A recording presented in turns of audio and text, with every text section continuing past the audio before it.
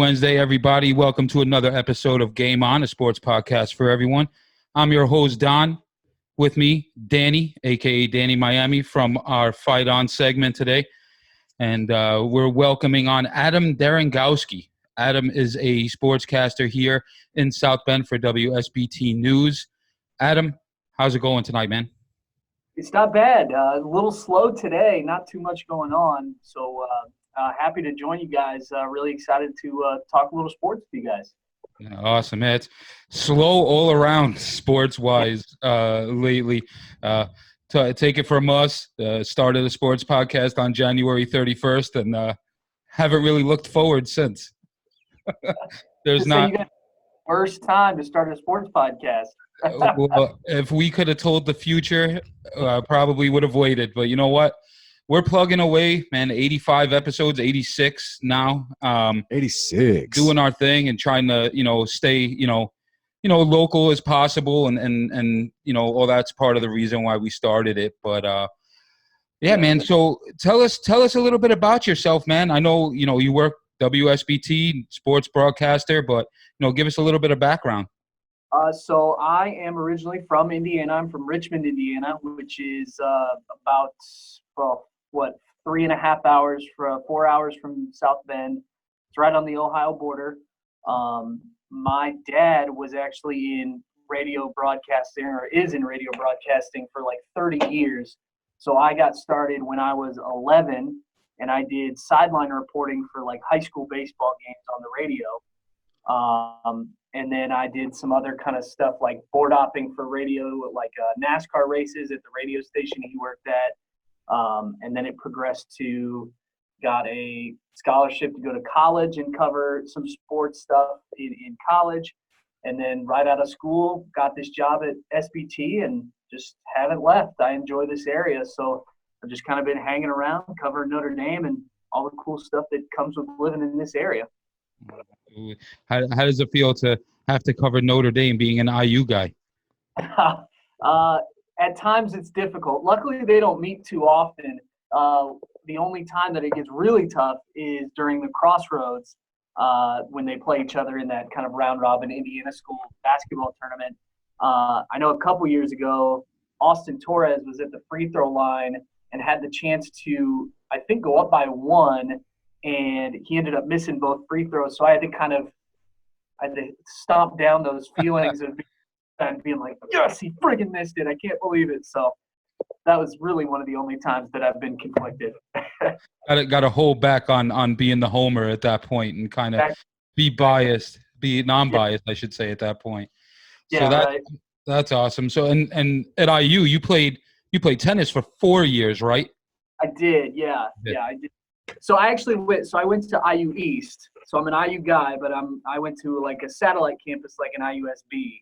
Okay. And played NAIA tennis there. So it was much worse tennis.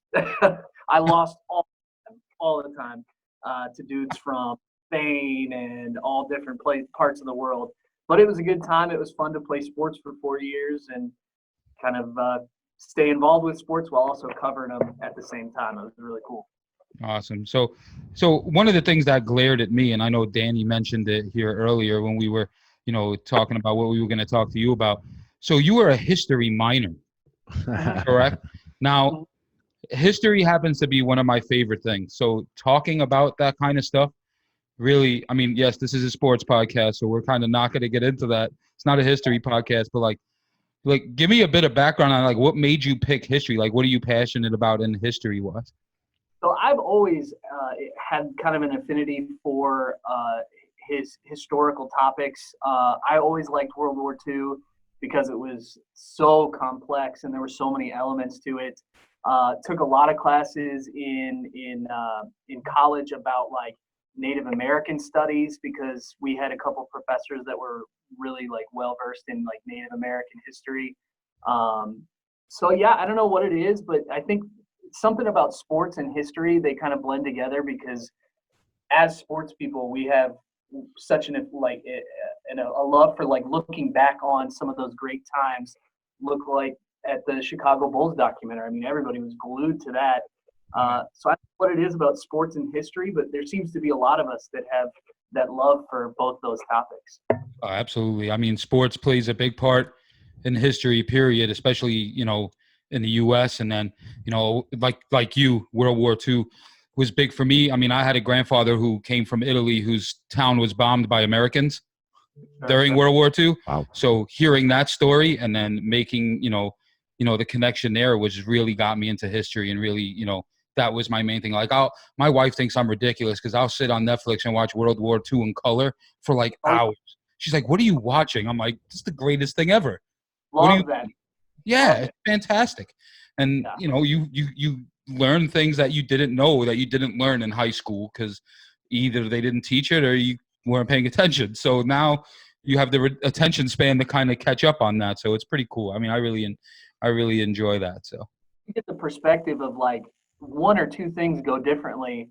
All of our lives are different, right? I mean, that alone is fascinating enough.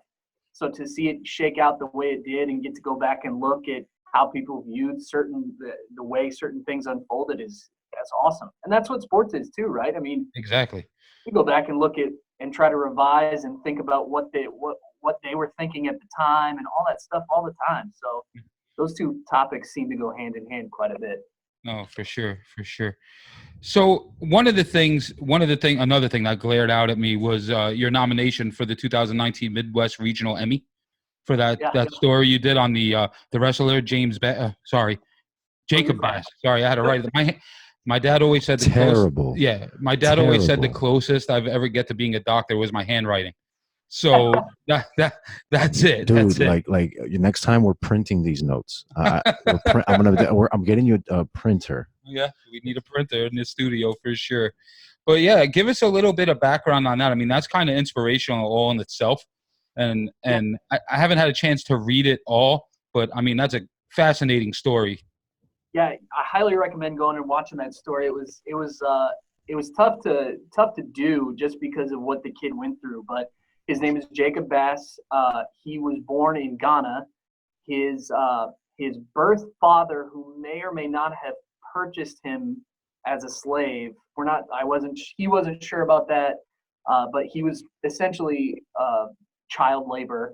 So he would go out on the fishing boats in Ghana and have to dive all the way down to the bottom of the lake to retrieve like fishing nets and things like that. And his birth father, or slave master, was physically abusive, which forced him to go deaf. This family from the South Bend area, Warsaw area, went over and adopted him, brought him over to Indiana, got him some cochlear implants. He found a love for wrestling and ended up being really good at it. He actually just this past year, because I did the story a couple years ago, this past year, I think he reached the semi-state, something like that. I'd have to look that up, but his story is really incredible. Highly recommend going and watching that story. Obviously for selfish reasons, but also because Jacob is he's an awesome kid, super nice, great sense of humor, and you could never tell that he went through some of the things that he went through, because he's so lighthearted and has fun and really loves wrestling and works really hard at it. So really inspirational story. Those are the ones that you really like love finding, because you love to tell those kind of stories for sure. Do you know what age he was when he got here, when they brought him from Ghana? I want to say like more or less 8 or 10. His age was a little bit, because I think the timeline's a little confusing for him too. So I think he was 8 to 10, somewhere in that area, and then grew up with his family and is still around the Warsaw. He's going to be a senior this coming year, I believe. Senior in High school. High school. Wow, that's impressive, man. I mean, you're talking a little kid diving like that for a living essentially, and whatever they made him do, we don't know. Maybe diving's the best thing he did. We don't know what horrible atrocities. Gosh, I can't even imagine. So you found out about the story. How exactly? How did you get a hold of that story? So I went to a wrestling regional match at Penn High School, and I'm sitting there and I see this kid, and he's warming up and he's doing his thing, and he has someone walk out to the mat with him. I'm like, that's kind of weird, because wrestling, you're usually all by yourself and your coaches are in the corner. But she was walking around the thing, and then I saw her start signing So then I asked one of the SIDs that works at Warsaw, what's his deal, what's his story, and then he came up and told me kind of what the background was, and then I started asking more questions and finally got an interview with him. So fascinating kid. So on the mat, he wrestles with an interpreter, so he can not only see what his coaches are saying, but also like what the referee's saying and all that stuff. So that kind of jumped out when you see that kid with a little assistance on the mat like that. Absolutely, man. I mean, it's insane. And wrestling of all things. I mean, that's so you got a hold of the story because it pretty much coincided. It was like it just happened. It was right in front of you. I was the only television reporter there, and it just kind of fell in my lap. Sometimes those are the best stories. They just come to you. Yeah, you're just sitting there going, man, that's a great story. Speaking of great story, would you like to share your story with me? You know, that's pretty cool. Yeah. That's pretty cool. And you decided to call it Finding Freedom. How did you get to that name? That's a really good name, by the way. Don't get me wrong. I'm just wondering. And it seems like another like just like Finding the Story. Maybe the name just fell on your lap too, for all I know. Yeah, it kind of did.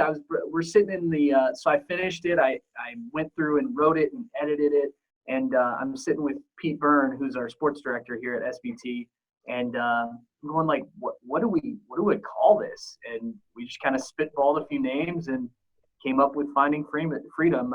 Alliterative titles always seem to hit a little better on television. So that's good to know, man. Well, we might use that for our show. I mean, one of the things we thought of for this episode is like podcaster, broadcaster. It's not really alliteration because they don't start the same. I don't know what the rules to alliterations are, but it sounds close enough. Let's see how we do. Podcaster sounds nice. Yeah, see, Donnie, I agreed with you. You did? I agreed with you via text and here today. Okay. I agreed with you. Okay. Always looking to gang up on me. Always. Okay, well, you know, it is what it is. It's going to happen. Gang up on the New Yorker. And one thing I'm really curious about, Adam, if you don't mind, is, you know, I had no idea that Emmys were geared or had a section geared towards these kind of things. And Emmy, you know, I usually associate that with more, you know what I mean, right? The mainstream shows. So what portion of the Emmys are dedicated to this, and are they still relevant? Because that's pretty cool. Oh yeah, absolutely. So Emmys is kind of a blanket title for the. I'm going to butcher this because I've only been in the organization for like a half. It's like the National Academy of Arts and Television Sciences. So they have Emmys for like The Office, Parks and Rec. Those shows can win Emmys, but also local news organizations can win Emmys as well. So this was through NATIS, or National Association of Arts and Television Sciences, or whatever. And they have categories for pretty much anything you can think of. They've got like education stories, they've got government stories, crime stories, and then they have a bunch of sports categories as well. So yeah, there's pretty much an Emmy award for just about everything. It's just that it's not streamlined to the media, right? It's not mainstreamed, right? The Emmys we get are the ones that feel like the Oscars, you know? Right. Yeah. So these are very they're on the down low a little bit. Yeah. But it's still good to know that there's this kind of exposure out there, right? It's an academy essentially, or an organization that dedicates itself to, and then you got in there as a nomination. That's fantastic. Did they come to you when you published a story, or how did you find out you were nominated? So you have to go through the process to like nominate it, and I thought it was really good. I liked the story and how it turned out, and so you basically go through, you join the academy, you submit the story, and if it's good enough, then you get nominated, and if it's not, then you don't hear back from them, and that's kind of how it goes. And went to the whole ceremony and everything, did the black tie thing, and didn't end up winning, but that's okay. It was a good experience, and a lot more people got to hear about Jacob and what he went through, and how that this practice of forcing kids into labor in Ghana and all over the world is still happening today. And so yeah, it was a good experience overall. You did a great thing there, right? You know, you combined a powerful story with sports, both your alleys, right? History, story, sports. You know, I think that cements a really cool thing you did. I'm sorry, I did not research exactly when you did that. How long ago are we talking here? I want to say it was so this past football season was the ceremony. So it was like early last year when I submitted for the story, got the nomination midway through the year, and then the ceremony happened the day of the Navy game between Navy and Notre Dame. That is cool. I mean, I'm sure your goal is to, if another story lands on your lap, you're going to give it another crack at it, at an event. Absolutely. And for anyone out there that has really cool sports stories, do not hesitate to give me a call, email, anything. I'm up for anything right now. You guys know. Yeah. I mean, there's not a lot going on, as we said. It's kind of dry. I mean, it seems like things are starting to come back. I mean, I'm a big soccer guy, so it was nice to watch live soccer this weekend and watch the German Bundesliga. That was nice. They seem like hockey and baseball are sort of getting their ideas together. Hockey less so, which is kind of pissing me off, but we won't go down that road because that'll take another 2 hours. But, what is your thoughts on that? And, that's something I wanted to ask you, because you look at a sport like baseball, you look at a sport like golf and these things where on the field, they're standing 6 feet apart anyway. And given all the money that's involved and the type of people and trainers and these big name trainers and all this stuff, like, you would think that there would be some kind of, leverage there where they'd be like, okay, so we're going to test them when they come to the facility. We'll test them after the game. They're standing 6 feet apart. They're doing this. Like, they're going down the road baseball where they're like, oh, no spitting, no touching, no this. And it's like, I get that. But if they're tested before, the locker room during the game of the clubhouse is sanitized, which they have the money to do that. They go home, they go to the hotel, they're quarantined, whatever. Like, I'm not understanding why it's taking so long. And I guess I wanted to get your thoughts on that as a broadcaster on TV and someone that covers, Cubs and, South Bend Cubs and all this. Like, not to say, you're hearing these things, but is there anything you're hearing or, what are your thoughts? Well, I think, like you mentioned, the money, it's all going to come down to money, right? I mean, the baseball players are not going to agree to a revenue share and also risk their health. So that's why it's taking a little bit longer to figure out, because they got to figure out the money situation. That's what it's all going to come. At the end of the day, I think these sports, like we're seeing the Bundesliga, we're seeing NASCAR come back. I think it's helping everybody realize that maybe there is a way to do this safely, until they find out that there isn't a way to do it safely. Does that make sense? Like, until something bad happens, I think we're going to start seeing things slowly flood back, which is great from a fan perspective. Like, personally, I think it's fantastic to have some of these sports back. Like, I'm not a huge soccer fan, but even I watched some Bundesliga soccer. I mean, because it was on and it was fun to watch. So at the end of the day, it all comes back to money. All these leagues see the money that would be left on the table not having these activities take place, and they don't like it. Rich people want to get richer. They don't want to get poorer. Exactly. So yeah, they're going to do everything in their power to try and get a product on the field, regardless of if there are fans in the stands or not. As far as minor league baseball goes, they're in trouble because we talked to Andrew Berlin, who's the owner of the South Bend Cubs, and he flat out said it. If there's no fans in the stands, there's not a financial model that makes minor league baseball viable. They don't get big TV contracts. They just can't do it. So while he stopped short of saying that there won't be any minor league baseball this year, he was pretty pessimistic about it in saying that if we can't get, 30,000 people in the stands, then there's really, or 30,000, that's too much, but several thousand people in the stands, then there's really no point in playing, because we'll just take a huge financial loss. So we'll see how it goes. I hope they come back sooner than later, for sure. Yeah, I mean, I would think that, like, Major League Baseball, like, I understand minor league baseball, and that's understandable given how their model's drawn up. But you look at Major League Baseball, and then you take into the effect of Korean baseball, the KBO. and what they're doing. Baseball is just as big there and in Japan as it is here. And I think, people know that.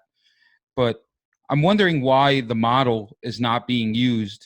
And think about this. That's in Asia where this thing started and where it's hit the hardest.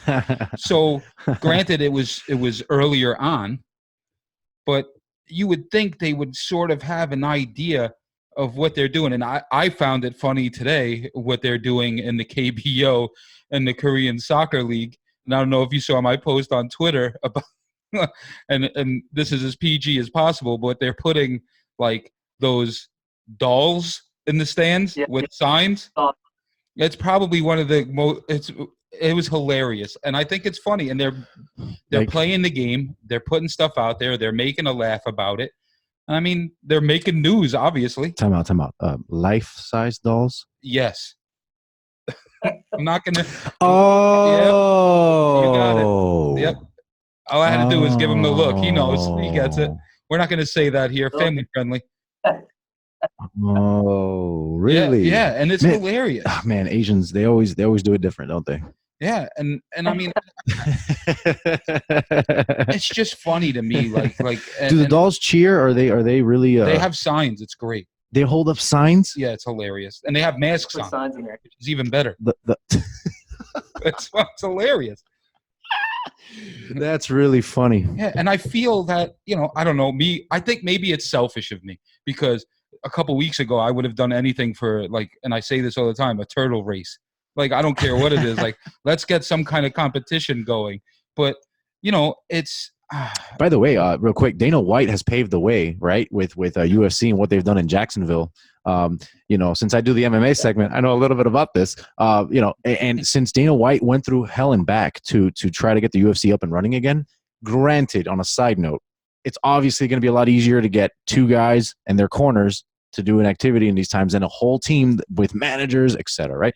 But Dana White's getting hit up left and right from all across the board. Everybody's hitting him up. I don't know if it's the actual NHL, but pretty much everybody's hitting him up like, yo, what exactly did you do? Like, how did you get, Jacksonville to agree to it? And it's a pretty cool story how he got everything open. I mean, it's the only live sport we have in that manner lately, besides maybe the Bundesliga that you guys mentioned. Yeah. So freaking everybody out is just like the lack of knowledge. There's so much still that we don't know about this virus, its effects, how it there's so much that we just don't simply know.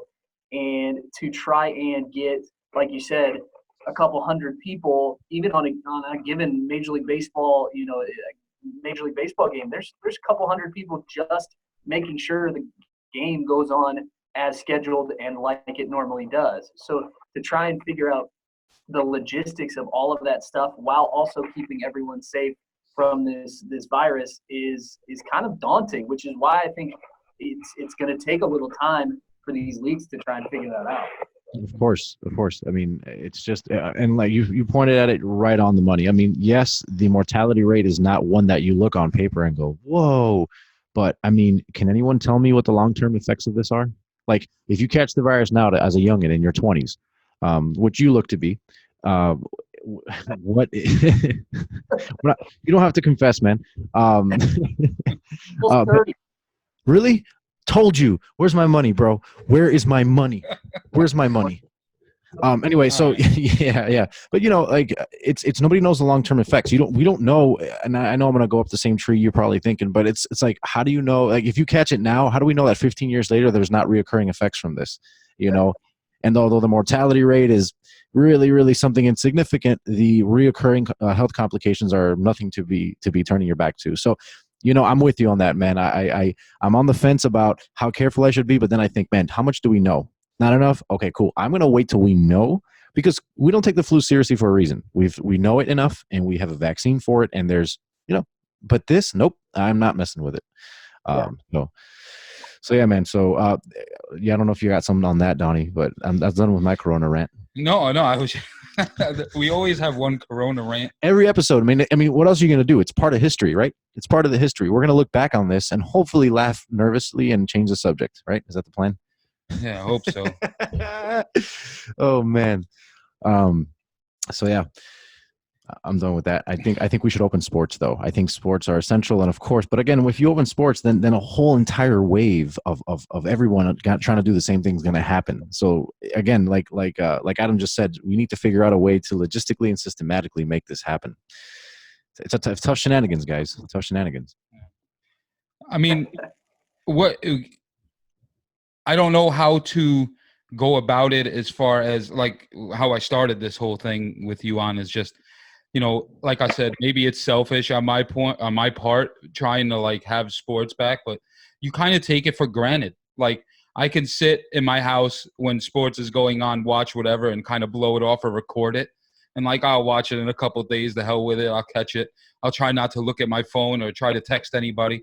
But now it's like, God, man, when this first started, like it was that bad that I was watching like badminton, like when things were going on just to try to get your fix in. And and it sucks. And like we said at the beginning, we started this podcast. January 31st was our first episode, introduction episode. No one knew what the hell was going on. We were in the same room. Everyone was talking over each other, but now that we, once we started getting our groove and getting episodes and segments, and then this happened, it's like, man, no March Madness, no NBA, NHL playoffs, no baseball. Like, man, terrible timing. And what in the it world? Makes you realize how. Go ahead. You're up. No, Adam, you're up. Go ahead. It just makes you realize how much of a grind this can be when there's no real live sporting events going on.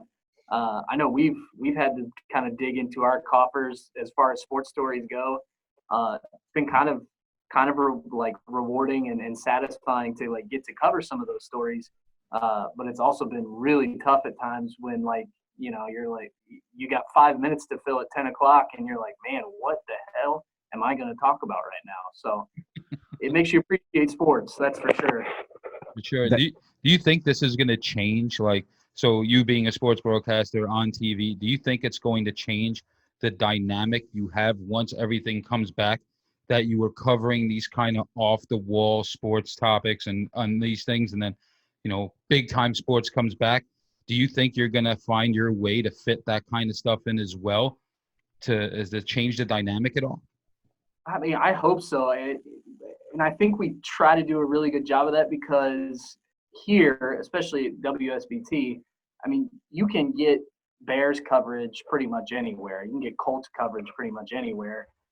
But you can't get like the local high school stuff, can't get the South Bend Cubs. So we always try to like keep a little bit of that in there just to satisfy that desire. Even the South Bend Lions, I know we were planning on covering them a little bit. So I think we'll try to do our best to keep a good balance between Notre Dame and all the pro sports, but also having that focus of like local sports and making sure that those guys get featured on SBT as well. And we were super bummed that the Lions aren't playing this year because we're the official podcast of the South Bend Lions. So that kind of sucked. But Gosh. We were looking forward to it so much. I mean, for this place to have soccer, I mean, I'm a big soccer guy. Danny's a big soccer guy. You see the scarves behind me here. We're big into soccer, and to have a team in South Bend would have been absolutely huge, and we were super excited about it. But, it's a bummer. But a lot of local kids, too. Oh, yeah. Show the soccer talent from around this area. And give soccer fans that may not be able to go to Chicago to check out a Fire game, give them a chance to get in a real soccer experience as well. So hopefully they're able to come back when all this clears up, because I think that'd be a great addition to the sports scene in this area. Yeah, I hear you loud and clear. And on that note, I honestly, man, I have YouTube TV. I don't have cable. Sorry. Mm-hmm. So once I only have YouTube TV to cover like big announcements from the president and sports. That's really all I watch. Since there were no sports, I obviously have not watched any TV at all. And every day I keep asking myself the same question. What in the world, let's say a month ago or whenever the corona was at its highest peak in terms of inactivity in sports, what's been going on TV? I don't know. What has ESPN been doing to cover up time? The Last Dance. That's about it. I mean that's probably taken up so much of people's time. And God, that is a great documentary. I mean, I don't have I do illegal TV. I have a Fire Stick that's jailbroken, so I don't even have the luxury of that. Donnie, Donnie, come get me. I get to watch you guys though for free. I have 10 channels. For free. I have 10 channels from Comcast that I get to watch WSBT. There you go. Over the air. That's good too. Yeah, right? yeah. But I haven't gotten a chance to watch it, but I hear great things. And that was I used to like basketball when I lived in New York in the 90s, and the Knicks were at their peak, and playing the Bulls every year in the playoffs and getting their thing done. Now I can't watch basketball, but I'm really interested in watching The Last Dance. I haven't gotten a chance to check it out yet. No, he hasn't seen it. Not So yet. good. Dude, And I haven't seen it. Oh my gosh, guys, what are you doing? NBA is not my strong suit, so it's like I'm more hockey, baseball, soccer. Those are my top three. I will watch The Last Dance. I guarantee you that, and I'll watch it very soon. But I will tell you this: there's been a couple of overhyped things during coronavirus, and one of them being Tiger King. So I'm a little bit repelled from the hype of documentaries. I'm proud to say I haven't watched Tiger King. You know, either. It's funny. I did. Oh, but you haven't seen The Last Dance. I know. You know what, man? You see now Adam's gonna get on you, man. That's it. I know. My wife made me watch it, but it was let me tell you. So as a colleague, right, who's going to recommend me The Last Dance, what did you think of it? Oh, I loved it. It was great because at that time I was a little kid, right? I mean, when they won their last title, I was like 8 years old. So all these things about Jordan and you talk about him, but you forget what they were actually like in the moment because, I mean, it didn't mean that much to you when you were 8 years old. So to get some perspective on what you saw or what you know about just that team and that run that they had was awesome. And you got to see the hate that Michael Jordan has for Isaiah Thomas and all this different. Is it a focus? Is it a focus on the Bulls or is it a focus on Jordan? So it's supposed to be about how that dynasty kind of got broken up. It was about the final season. But they bounce around to Jordan's early career. They talk about Pippen. They talk about Rodman and all his shenanigans with NWO for life. It was kind of bounce around to a lot of different topics. So highly recommend.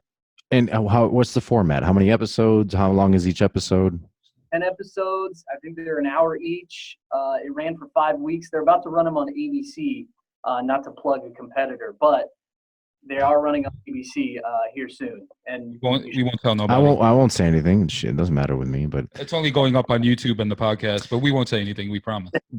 Anything when you watched it? Do you, being the seat that you sit in every day as a broadcaster, do you watch these kind of things with a more like obviously you tune in differently, right? Because you're watching it from the perspective of, wow, this was pieced together, and I appreciate how they did this. Would you say it's a very well made? Not just that the topic is good, everyone seems to love it, but it also seems like it was very well made and put together. Would you agree? Absolutely. First of all, they talk to everyone, which is fantastic. Because you can't have a good documentary if you don't have all the sources that were there, right?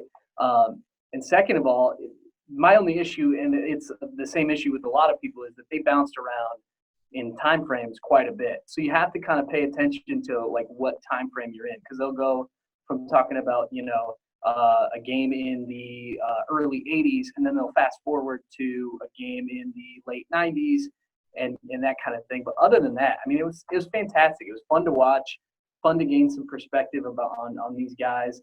You even gain perspective on Michael Jordan and figuring out why he was the ultra competitor that he was. Yeah, it was solid all around. Very solid sports documentary. And does ESPN have this just circling on the air? Again, forgive me, I literally do not watch TV. They still have those morning shows where, like, Stephen A. Smith, they discuss God knows what at this point. That's right? what I'd like to know. I'd love to know And the score of COVID this morning is 3,500 new cases to 0. How do they? I don't know. I would, maybe turning on the TV now would be too late because things are starting to come back little by little. So there are more things, but I should have taken advantage and taken a real good look at history and turn the TV on and be like, check this out. Look what we're broadcasting 24 hours a day. Let's be honest. They're debating stuff that they usually do, but it's just, kind of irrelevant at this point. You're like, why did Tom Brady leave the Patriots? I don't know. Who cares at this point? He left, right? I mean, over. So, Amen. Yeah. We're both AFC guys. I'm a Jets fan. He's a Dolphins fan. Oh, I see. I was a Dolphins fan for a long time, and then they sucked for so long that I lost interest. I can't. For me, the Dolphins are like, they are the brother you have to love, but he just got out of jail. Now you got to share a room with him. It's like it's like still my brother, still a fan. But damn it, you're annoying around here. That's like me. That's like me being a Mets fan. Yeah, I'm a Mets fan. The last time we won a World Series was in '86. I was 3 years old. Yeah. What have you done for me lately? Nothing. Thanks. Yeah, that's tough. Fandom's tough sometimes. It is. And who are you? Like, what are your teams? Like, who are you a fan of as far as – I don't know if you're a big baseball guy, hockey guy, football, but, you just said you touched on you were a Dolphins fan, but – Off the air, who are you a fan of? Yeah, right. I'm not supposed to – I shouldn't say anybody, but a lot of people assume I'm a big Cubs guy, but that's just because I talk about the Cubs all the time. They kind of project that onto me. Not a Cubs fan. Boston Red Sox. Nice.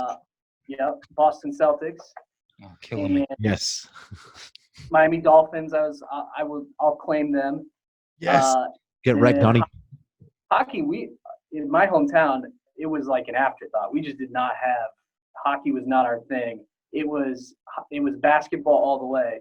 So it's probably where my IU basketball fandom comes in. But hockey, I roll with the Blackhawks because they were good, and I like their sweaters are nice too. So I can go with that. I'm a diehard Ranger fan, but I'll take any original 6 team. South Bend from New York. Oh man, how long is this podcast? 5 seconds. 5 seconds. No, 5 seconds. 4 seconds. In 2005. I graduated high school in 2001, came out 2005. I decided I want to go to college. I went to Eastern Michigan for a year, but it gets cold there. So I had a kid. It's cold there. So it gets cold there. That's as graphic as I'm going to get. I'm not taking you with me when I travel the North Pole. Did that. Did the Disney college program for a little bit while I was there. And then moved out to New York back again in 2007. When my daughter was born in 2006, I got a job with Delta Airlines, worked there, transferred here so I could be near my daughter because that didn't work out. Met my wife, who's upstairs, with my son, and then moved here closer to her parents, who are in St. Joe, Michigan. So this is how I made it. There's a lot more to that story, but if I meet you outside of the podcast, we'll talk, no problem. But it's going to take forever. But for now, I'm just going to extrapolate that certain weather patterns get you in the mood. Gotcha. Hey, when you're cold, man. Hey, man. It is what it is, man. But, so the hair's looking good, man. Denolf's Barbershop, huh? Yeah, Ethan hooked me up. I usually struggle with it. People usually make fun of me for my hair. So he hooked me up. Yeah. Big fan. It looks nice, man. Ethan's a good dude. Jason over there as well at the Knopfs. They're good people. We're pretty cool with him, and was happy to make this connection for sure. For sure. And we hope once sports starts coming, I know you'll probably be busy, but we'd love to have you on, as often as I can to, kind of chime in on some stuff and get, some local stuff as well. I mean, that's why we're here, man. I mean, honestly, the story behind what Game On is it started with an idea I had, brought it to Danny, brought it to the other guys.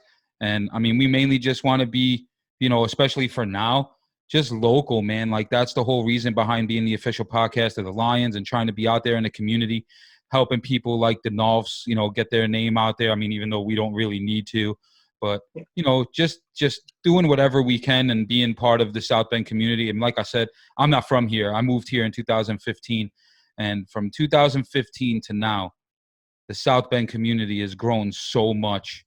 It's just an amazing rate to see. And I consider myself someone from South Bend now. Yeah, I'm a New Yorker. I have the accent. But, you know, my whole thing is I take pride in where I'm from, you know. So I'll do, you know, and I think I speak for everyone on Game On. Let's say, you know, whatever we need to do for the community, whatever we need to do to help, whatever we need to put on the air, you know, whatever. We're there for the community for sure. Absolutely. Adam, if I may, like broadcasting to me is just such a underrated art form because we all take so much for granted. We see you just pop up with your fresh looking cut, and then everybody just talks, and talking's easy. Everybody can talk. You can talk. I can talk. What's the big deal? But the truth is that there's so many little things that happen that we're not seeing, and you know, the more I learn, the more I appreciate. Right, like everything. I just want to say, broadcasting, I have so many questions. I'll start with this one because I'm just big curiosity of mine. When you speak on the air, for the most part, you have to cover something. Is the prompt thing still a thing? The little thing that scrolls up slowly, is that still? Okay. Yeah, that's crucial. Crucial, right? Yeah. If you, as you're reading, you realize, oh man, like, you know, your brain does weird things to you in the midst of reading stuff. Yeah. Oh man. Hopefully no one ever anchormanned you. They've tried. I might have more than 20 questions, but I'll try to compact it into a conversation real quick. I'm sorry. I just got to know these things. First of all, do you have like a boss, somebody that listens on the other side and like is in your ear right away? Or how does that work if they don't like where you're going with something? Like walk us through that atmosphere. Sure. So how it works is we have like a show producer who packs the show with all the news stuff. The sports people, they produce all of the sports segments. So if I'm the one in front of the camera, or you know, we usually have two people here, we stack it, which means we plan the rundown. So like when you see me on camera, it'll say that in the computer program that we have, and then it'll go to this piece of video and I'll talk over it. It's called a voiceover, VO. And so like we have to plan all that out and have it all scripted before you see it in the show, and have it all closed captioned and all that stuff. So we're really in charge of the 2.5 minutes, 5 minutes, whatever we have in the show as far as sports goes, and then weather controls all their stuff. So my boss technically is Pete Byrne, our sports director, but on a given day, I am in charge of, you know, doing things like stacking the show, producing it, writing it, making the video edits, all that stuff. So wow. At this level of TV, it's not always like that, because like in Chicago, those guys that are on camera, they pretty much just write the show and then front it, and that's about it. So at the small market like South Bend is, you kind of have to do a little bit of everything for sure. And when you go live and you have those voiceovers that, you know, for example, like you've got, you know, a highlight of a game going on and you have to pretty much speak over it. Is that rehearsed? I would hope. So so I edit those highlights that you see, right? Right. So, the video part of it. Right. Where everything. Basically what you do is you write your script along with the edits that you make in the video, so you can kind of time it out. So when you go to the live video and you start talking, you've already run through it in the edit bay back here, like I'm in right now. Oh, look at, we got a view. There you go. That's so cool, man. Thanks for sharing that. Yeah. And so you run through it a couple of times, and then when you get out there, it's like probably like the third or fourth time you've done it. So you have it pretty much timed out, more or less. So yeah, that's kind of the secret. Practice. I got you. So right, and I can imagine the first time is just horrifically nerve wracking, and then the last time you did it was like you know, cutting your own hair. Yeah. So let me ask you this: has that ever happened to you? Obviously, yes, but that you catch yourself not quite, like for example, like you feel a Freudian slip coming or something's happening, and you deviate your words a little bit and you kind of improv a little bit. Do you guys get like, or you yourself, do you get like, don't do that, or is it like, hey, well, good recovery? What's the approach there? It's usually just, I mean, you try to just stay on script more or less so you can keep the time, because the time is the most important thing. If you go over 2:30, then the producer starts yelling at you because you have now changed their show, because we have hard outs, right? So like the 6 o'clock news has to end at like 6:32:50, so that then the national news can then start at 6:35:50, right? So if you go over in your sports segment by 45 seconds, well, then you have to find something those 45 seconds in what's left of the show. So To cut out. exactly. So it's very like it's teamwork in that you're all just trying to get through the show on time, give good information, and make sure that the wheels can keep spinning at this place. And when you're getting yelled at, it's in this little headpiece that you have that we can't see. An IFB, yeah, I almost put one in to do this interview. I should have, but yeah. So it's just like a little Secret Service earpiece that we have that we can talk to the person that's doing the technical directing, that's doing the producing, that's even doing the prompting, so we can kind of communicate with everyone. Yeah. And that earpiece also is outward. In other words, you get in what they're saying, but they can hear what you're saying as well. So they'll hear you through your mic. Right, to the mic. Okay. I want to say, man, this is secret technology. You're right on camera and you're reading through a highlight to be like, hey, don't do this, or anything like that. So there is some improvisation that sometimes happens for sure. So. And what does the rhetoric sound like? Like, what would be an example of what does your ear sound? I've always been so curious. So pardon me here, Adam, if you don't mind. What does that sound like? Does it sound like hey, shh, hey? What does that sound like? It just sounds like someone chatting with you. Excuse me. So they'll give you cues, so verbal cues like 30 seconds until you're on air, 15, 10, stand by, and then you'll be on air. And then sometimes they'll count you down towards the tail end of your block, so you can be like, you've got 30 seconds left in this block, 15, wrap. That's when it's getting real, that it's getting serious, that when they start yelling rap in your ear. So you keep saying yell, and I find that really funny because I imagine this. I imagine, okay, wrap it up. But what you're telling me is what you hear is wrap it up. Depends on how much over you go your allotted time. Because if it's just a little bit, they can kind of fudge that. But if it's a lot, then you get yelled at for sure. Get yelled. That is so much. That's so much. And then you have to, because while all this is happening, you're talking at a camera. So this is like this, and you're straight face poker facing. That I'm sorry, that's not easy, and you can't freeze because how if I'm talking to you right now and somebody's in my ear and I go to try to listen, it's a give that I'm listening for something. So you got to straight up keep talking while listening. Yeah, it's not easy to do. It's an acquired skill, and the guys that are the best at it are the guys that are in like the booths, the NFL booths, because they have like 20 different people in their ears at all times because they've got replays, they've got ad guys, they've got all these different guys, and they just got to talk like it's normal, like it's no big deal. So. When you watch them, you should definitely feel like an appreciation for the fact that they're able to be as clean and everything as they are. So I wonder if there's a correlation between who's been married the longest and how polished that skill set is. You know what I mean? Just all this talk in your ear and you're just saying whatever the hell you want anyway. Exactly. I mean, I've made it. It'll be 8 years in October, so I think I'm doing all right. Rookie. No, I know. I think I know what he's talking about because I've been being a season ticket holder for the Rangers back in the day. I have been into the truck at MSG. They have the truck outside, and there's 20 people in this large truck with all these monitors, and it is the loudest place you will ever go into because there's people barking 15 different things at 15, 20 different people, and Sam Rosen and Joe Micheletti are in the booth, and they're getting this TV commercial timeout, and these guys, the stats guys, are going pounding away at the computers doing stats. It's crazy. And to have I always thought being a New Yorker and riding the subway and having the ear to point out conversations and knowing your surroundings, I was overwhelmed, and it's crazy. So good for you, man, because that's crazy stuff. Yeah, it's wild.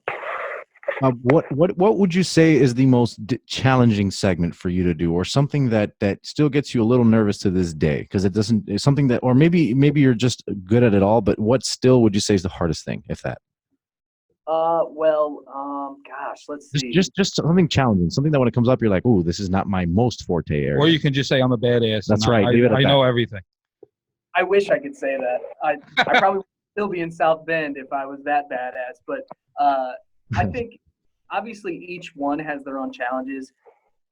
Sometimes I think that writing really well for TV is really tough because you can't write like you would for like print. You can't write like, a text message. You've got to like really be succinct with your words, but also be descriptive in the information that you give. Like anchoring is not always easy either, because reading the teleprompter is kind of an art, and if things go off the rails, then you got to figure that out. Live reports are not always easy because you don't have a teleprompter, so you kind of got to figure out what it is. So each little piece of this job, and obviously we shoot our own video a lot too in the sports department. So having to do all that and then write it and then cut it and then send it all back, and it's not always easy, but it's a lot of fun, that's for sure. Oh, it Never looks good. I mean, that's basically. I mean, if you think about it, we do. I mean, I'm having this conversation with you. I'm gonna edit it tomorrow, put everything in, do what I have to do. I mean, I'm doing it on my own too. So I kind of sympathize with you there on that end. Being that, I mean, not saying podcasting is the same, but when you're talking and you're putting it out there and doing what you're doing, editing, mixing, setting things up. I mean, Same. no, we get it. No, for sure. It's an art. I find that really fascinating what you said about writing, because like you said, writing for print versus writing in a way that somebody rhythmically will be speaking, to get the point across as detailed and yet as colorful at the same time, and you want to make sure it's every sentence has precision. It's concise. I mean, I can only imagine it's really difficult. And you also have to imagine the person saying these things and they know that word probably sounds better than this one. This one conveys the idea better. Oh gosh, it must be a lot of fun. Depending on the story that you're also writing, like if it's like a very information forward, you have to figure out how to load as much information into there as possible. If it's like a story like what I did with Jacob, or like a feature on a Notre Dame football player, you have to write to the sound bites that you have and the sound bites that you can get. So yeah, it's exciting. It's usually different every single day. No 2 days have really been alike yet. So that makes it fun though. Never boring.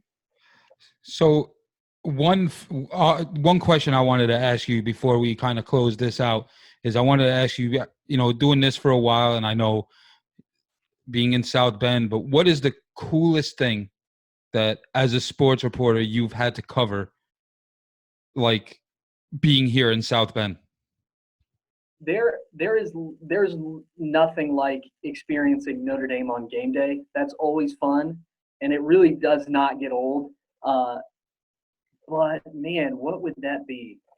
I would have to say there's a couple different ones. I mean, obviously all the Notre Dame stuff. The Notre Dame women's national championship game was incredible. I was in Columbus for that. That's probably up there. I always like doing like weird sporting events. So like, or different, I shouldn't say weird. So like Redbud was awesome. If you guys have ever been up there, it's motocross. It's like one of the biggest events that they have of the year. They're fanatics about it. And it's just like, it's a world that I had never been exposed to, but it was so awesome to get to experience that. So the coolest was probably the national championship game for the women's basketball team. And then all the Notre Dame stuff we get to do, like going to the Cotton Bowl and the Citrus Bowl and stuff like that. Awesome. And I have one last thing, if I may, Adam. And once again, thank you. First and foremost, thank you for real. I don't think we take the time to realize how much we are inspired and how much we can inspire people. So I want to say thank you, because you do inspire people like us, and it means a lot that you share this time with us. Finding Freedom, your Emmy-nominated work. Where can I find it? Because there's two things I'm gonna watch after this episode. It's gonna be that and the Last Dance or whatever. But so for all our fans out there that want to know a little bit more about you and the kind of work you enjoy doing, Finding Freedom, where can I watch it right now if I had a computer? Where do I go? So you can go to WSBT.com and then just search Finding Freedom on the website, and it should be one of the first stories to pop up. It's about 4 minutes long. Pretty interesting stuff. He's a great kid, and we do cool stories, all the time. So if you can keep locked on to WSBT.com, we usually have some cool sports stories up there for sure. We'll put the link in the description for the podcast for sure. We would love your, essentially it's your short stories, real life short stories by Adam. So I'm definitely gonna go check out Finding Freedom, and like I said, man, from Danny here, really appreciate your time, Adam, for real. Yeah. Thank you guys. Absolutely. Yeah, absolutely. And again, Game On Sports Podcast on Instagram at Game On Sports Podcast and Twitter at Game On Everyone. Adam, thank you so much for coming on. Hope to have you on again. Appreciate you. Stay in touch. Keep that hair fresh. Keep the hands clean, and take it easy, my man. You have a good one. Thanks, guys. Appreciate it. Take care, Take it brother. easy. Take care, Take brother. it easy.